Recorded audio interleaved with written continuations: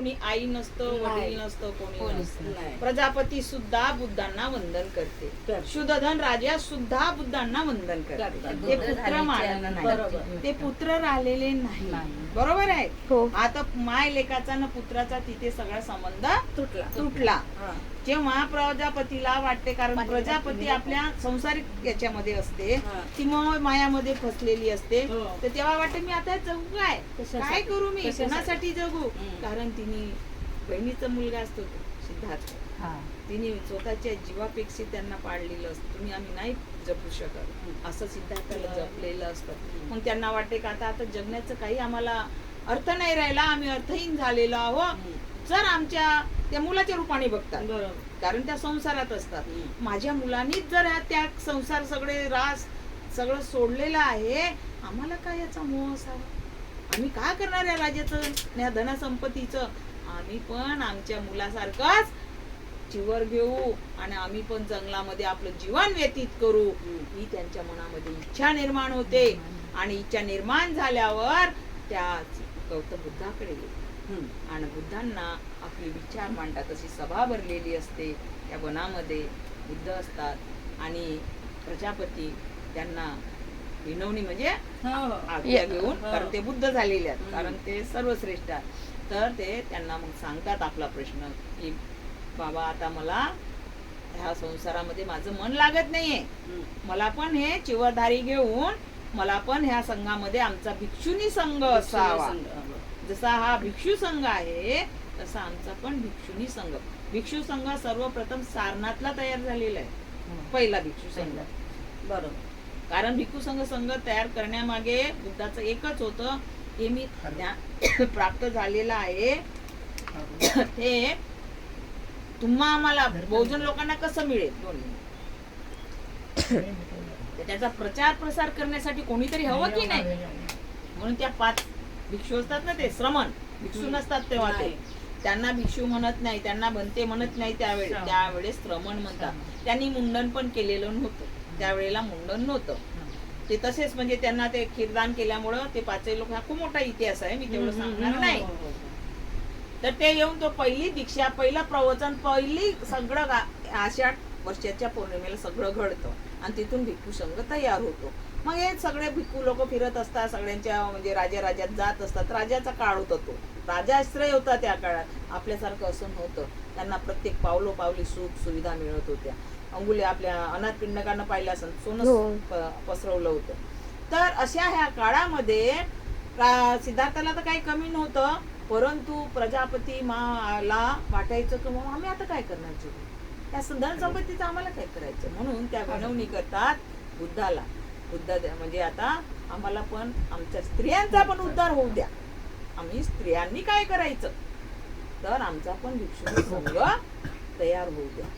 तर तेव्हा बुद्ध म्हणतात आता वेळ आलेली नाही. काय म्हणतात, आता वेळ आलेली नाहीये, मी तुम्हाला नंतर सांगतो. असं म्हणून बुद्ध त्या दिवशी काही देत नाही दीक्षा प्रजापतींना. तो दिवस जातो, परत येतात. मग आता हे वामना लोकांनी बघा कसं बुद्धाला कमी लेखण्यासाठी आनंदाला मोठं ठरवलेलं आहे. आनंद हा सिद्धार्थाचा भाऊच आहे, लक्षात, हा भाऊ आहे. तर त्यांनी पण आपलं म्हणजे संघामध्ये सामील झाला आणि सतत तो सेवेला बुद्धाच्या असायचा. तरी तो अरहंतापर्यंत गेला नाही. अरहंतापर्यंत कोणीही जाऊ शकत नाही, ही भ्रामक कथा आहे. कुठलाही भिक्षू अरहंतापर्यंत गेलेला नाही, जाणारही नाही. फक्त ते बुद्ध आणि बोधिसत्व अरहंतापर्यंत गेलेले, समजल्या. तर हा जो खरा इतिहास आहे. म्हणून बुद्ध काय म्हणतात, अतदीप भव, सांगणाऱ्यापेक्षा ऐकणारा शहाणा असावा. आपल्या मराठीत साध्या सोप्या मनामध्ये म्हणणं आहे. लिहिणाऱ्यापेक्षा वाचणारा शहाणा असावा. बरोबर. जर आनंदच मग भगवंताच्या जागी एवढे, म्हणजे भगवंताला कळत नव्हतं की स्त्रियांसाठी आपण समानता निर्माण केलेली पाहिजे, स्त्रियांना पण आपण भिक्षुनी बनवलं पाहिजे. एवढं सुलभ ज्ञान जर भगवंताला नसेल तर त्यांना कोणतं मग ज्ञान प्राप्त झालं. जे आनंद सांगतो, विनवणी करतो की बुद्धा तू प्रजापतीला भिक्षुनी बनवा, असं बनवा, म्हणजे एवढं ज्ञान भगवंताला नव्हतं. एवढे अज्ञानी होते. हे बामणांनी मनोवाद्यांनी घुसाडलेले बुद्धाला कमी लेखण्यासाठी हे आपले विचार घातलेले आणि प्रत्येक ठिकाणी असंच होत आहे. म्हणून अतदीप भवचा उपयोग करा जे वास्तव. म्हणून बुद्धाने सांगून ठेवलं, मी म्हणतो म्हणून मला पण ऐकू नका. एवढे बुद्ध सर्वश्रेष्ठ आहेत तरी बुद्ध काय म्हणतात, मी सांगतो म्हणून ऐकू नका, त्याच्यावर विचार करा, माझ्याही बोलण्यावर विश्वास ठेवू नका. किती मोठा शब्द आहे हा तुमच्या आमच्या सारख्यांना. आम्ही तर एवढंसं काही, आम्हाला साध्या गाता जरी पाठ झाल्या ना आमच्या उपासिकांना एखाद्याला, अरे बापरे मला काय येतं काय नाही, इतका इगो. तर तुमच्या आमच्यापेक्षा मी वेगळी आहे. कधी कधी ते त्या भिक्षूंना पण बौद्धाचार्य, तुम्ही नाही काही, आम्हाला सगळं येतं, आम्ही तुमच्याशी. अरे अरे हा इगो, मी कसला इगो. अभ्यास करा. आणि आधी नुसतं लिहिलेलं वाचून नाही चालत. बोधिसत्व काय म्हणतात, लिहिलेलं वाचून नाही चालत, त्याच्यावर संशोधन करा. म्हणून बुद्धाने ह्या शरीरावरच परीक्षण निरीक्षण प्रयोग करून सत्य काढलं, शोधून. अनेक मोठा इतिहास आम्ही एका याच्यात सांगू नाही शकत. तर हे चुकीचं आहे. आनंदाने बुद्धाला सांगितलं नाही, तर बुद्धाने तिसऱ्यांदा जेव्हा प्रजापती येते तेव्हा हा भिक्षुणी संघ तयार होतो. प्रजापती भिक्षुणी संघ. हा आता तुम्ही बोला. तर ज्या वेळेस आता ऐकण्यात आले तसं मी हो, तुम्ही सांगा मला. नाही तुम्ही जे सांगता ना तेच सांगितल्या जात. मी तुम्हाला पहिले बोललो, कारण मग मला पण त्याच्यातून सुधार होईल ना, मला पण काय माहित झालं. मग ज्या वेळेस मला थांबवून तिथे मी, आणि प्रत्येक ठिकाणी मोठे मोठे भिक्षू राहिले तिथे मी त्यांना थांबवते आणि हे मी त्याला सांगते. आणि मग ज्या वेळेस आपण ऐकतो ना, भगवंत पहिल्या वेळेस आपण मग घेऊन पुढे चालत असतो. पहिल्या वेळेस गप्प राहिले, दुसऱ्या वेळेस गप्प राहिले. मग महाप्रजापती आनंदला म्हणतात, ऐकून घ्या, आनंदला म्हणतात की आनंद भगवंत नाही म्हणतात, पण मी इथून माघार जाणार नाही, मला संघर्ष निर्माण करायचा. त्यांनी हट्ट धरलेला कोण, महाप्रजापतीला. मग आनंद समजा आता माझं ऐकून घ्यायचे दोन माहिती ना मी. हा, मग आनंद गेले भगवंताला बोलतात, भगवंत महामाया 7व्या दिवशी सोडून गेली, महाप्रजापतीनं तुमचा लहानचा मोठं संगोपन केलं, खूप मोठं केलं, आणि आज ती संघ निर्माण करण्याचे तुम्ही घरदार सोडून गेले, तुम्ही बुद्ध झाले. आज आता एवढे राहुल सुद्धा तुम्ही संघात सामील करून घेतलेला आहे.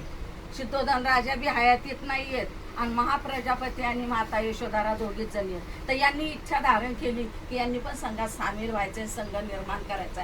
म्हणून त्या कुठून आल्या, कपिल वस्तूवरून वैशालीला गेल्या, आणि तिथं हे भगवंताला याचना केल्या. भगवंत 2 वेळेस नाही म्हटले, तिसऱ्यांदा आनंद याचना केली. आणि मग भगवंत बोलते, आनंद मी का ना करत असेल हे तुला कळलं का, मी संघ निर्माण करायला का ना करत असेल, की अरे भिक्षुनी संघाला खूप अडचणी येतात, भिक्षुनी संघाला खूप अडचणी येतात, विहारात राहण्याच्या अडचणी येतील, त्यांना नियम सुद्धा खूप जास्त आहेत. भिक्खूपेक्षा भिक्खुनींना नियम जास्त आहे, त्यांच्या राहण्याच्या समस्या येतात. दायक कुटुंब असलं तरच भिक्षुनीची व्यवस्था होती. दायक म्हणजे असे उपास. आज आता त्यांच्या व्यथा आपण जाणू, हे तुम्ही ऐकूनच घ्यायचे. ऐकते मी, आणि मग मला सांगा, मी तुम्ही बोलत राहा, मी माझ्या याच्यात ते बोलते. मग दायक कुटुंब असलं तरच, ज्या ठिकाणी आता विहार आहे तिथं बंतेजी सुद्धा आलेत, माताजी सुद्धा आल्यात, तर त्यांची म्हणजे कुचंबना व्हायला नको, विटंबना व्हायला नको, लोकात चर्चा व्हायला नको. तर माताजी त्या गावातले जे उपासक आहेत, दायक आहेत, तर माताजी तिथं मुक्कामी गेल्या पाहिजेत, भंते विहारात राहिले पाहिजे. नाही तर माताजीसाठी तिथं कुटी वेगळी पाहिजे त्या तिथं राहण्यासाठी. तर असे नियम राहतील आनंद. तर मग हे नियम महाप्रजापती तयार आहेत का एवढे नियम पाळण्यासाठी? तर महाप्रजापती स्वतः बोलल्या की हे नियम पाळण्यासाठी आम्ही तयार आहोत. 8 नियम भगवंतानी आम्हाला हे नियम ते सांगावे, आम्ही त्याचं पालन करू आणि आमचा भिक्षुनी संघ तयार करून द्यावा. जेव्हा ही 8 मान्य झाली तेव्हा, नाही तर आनंदचं मानून भगवंतानी धम्म नाही दिला, 8वर दिला. एवढे नियम आहेत, असं अशा अडचणी येतील, या अडचणीला सामोरं जावं लागल आनंद. तेव्हा आनंद बोलले बरोबर आहे, आणि हे महाप्रजापतीला मान्य आहे का, म्हणून महाप्रजापतीनं ते मान्य करून घेतलेलं आहे, त्या अटी आणि नियम राहण्याचे वागण्याचे त्यांचे सर्वच. आणि मग तेव्हा त्यांना धम्म दिलेला आहे. बस एवढीच मला माहिती, याच्या पुढे आता बोलू शकत सांगते. नाही. साधू साधू साधू साधू. भगवंतानी तिसऱ्यांदा का दिलं? हा पहिल्या वेळेला जेव्हा मग प्रजापतीनं विनवणी केली तेव्हा त्यांच्या ध्यानी म्हणून नव्हतं. हा नंतर त्यांनी त्याच्यावर अभ्यास केला, बरोबर आहे. दुसऱ्यांदा आले तेव्हा त्यांच्या विचारात चाललं होतं जे आता